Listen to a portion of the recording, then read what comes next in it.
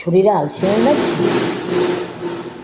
কাজ করতে ইচ্ছা করছে না, খাবেন কি? পুরো আকাশের দিকে তাকান, যে সমস্ত পাখিরা উঠছে তাদের কথা একবার ভাবুন। তারা নিজেরাও জানে না কোথায় গেলে তারা একটু খেতে পাবে, তারা শুধু উড়েই বেড়াচ্ছে, উঠছে ভগবানের উপর ভরসা করে, আর ডানার উপর ভর দিয়ে তারা উঠছে। আপনিও তাই করুন, ভগবানের উপর ভরসা করুন আর নিজের উপর আস্থা রেখে বেরিয়ে পড়ুন, ছুটুন, দেখবেন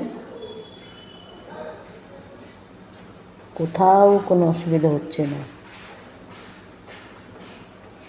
আপনি ঠিক সব সামলে নিয়েছেন, কাজ করছেন,